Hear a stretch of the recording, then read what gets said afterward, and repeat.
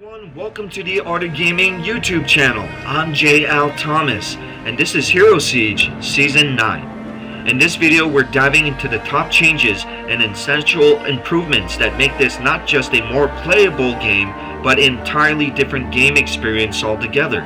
Panic Art Studios really took their time, listening to the community's feedback, and it shows.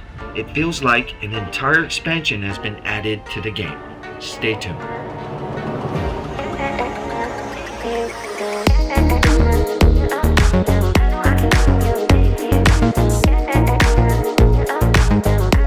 Changes in the game. We'll start with the player interface UI, and what we're looking at here is base stats, offense, defense tabs, a summon tab, and statistics tab that let us navigate our stats and attribute points in this window. It's got a better layout overall. The functionality stays approximately the same as it was before, with the difference being is that the information is better to read.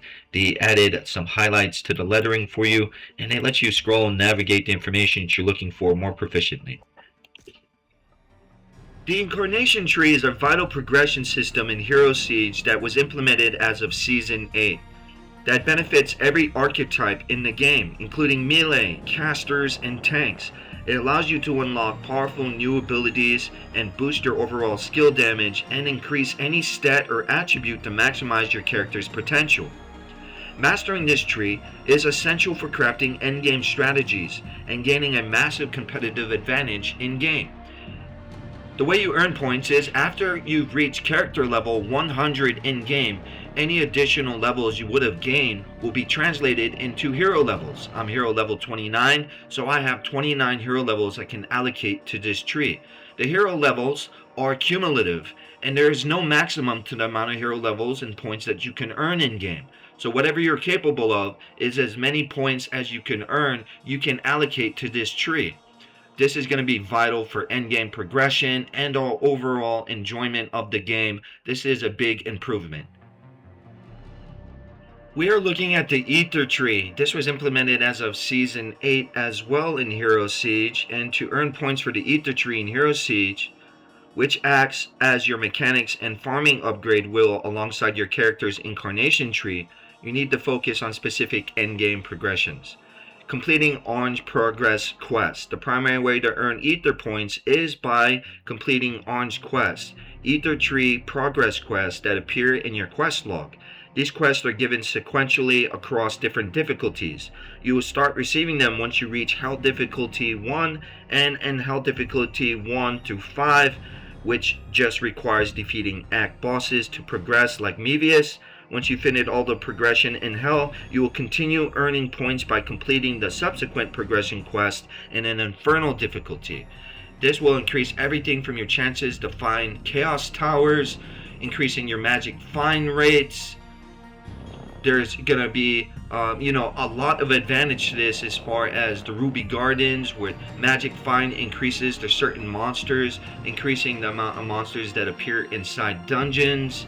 There's also a tree that will lead to a chance of overall monsters to spawn with fallen angel effects.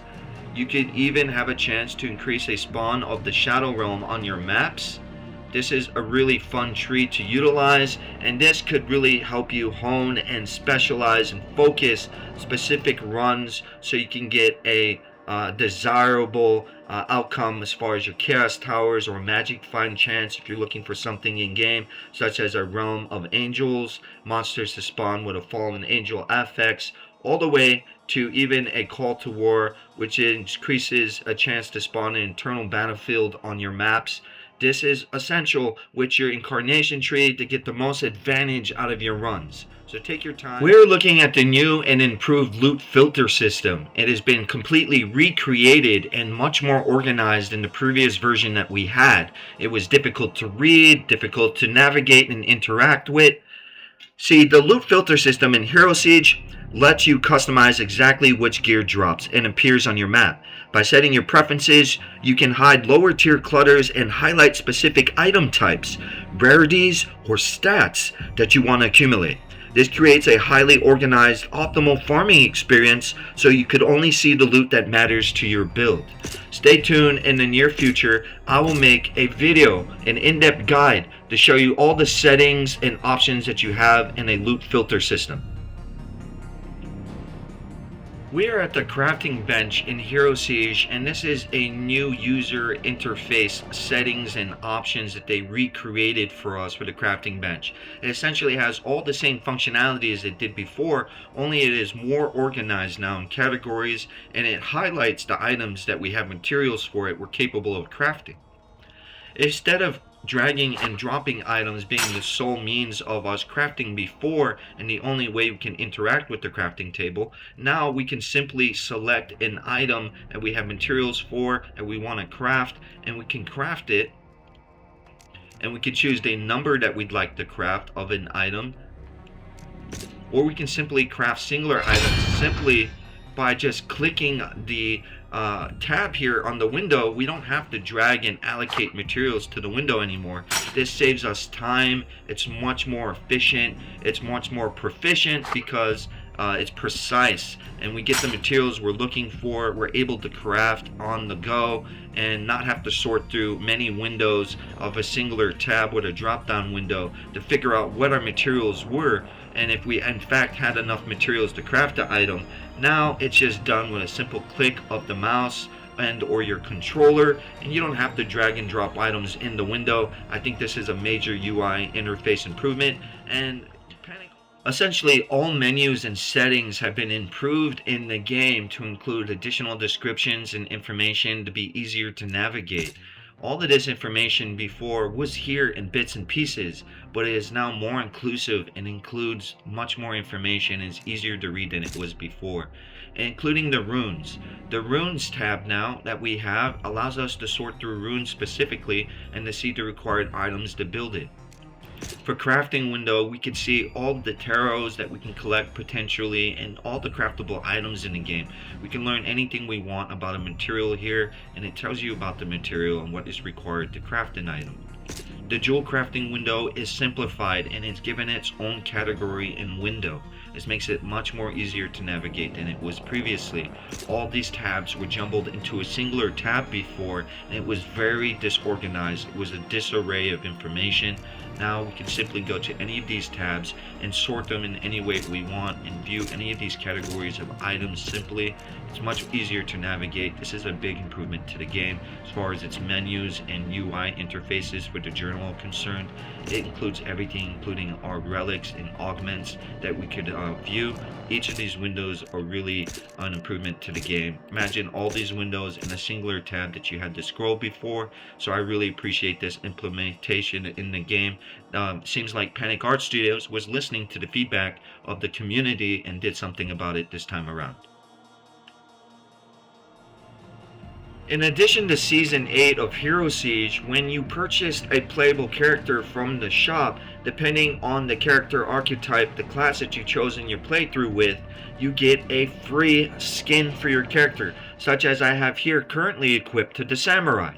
This skin is really cool to have and offers you a fresh new look. You can go in the game with some style, and it does change the effects of some of our abilities aesthetically.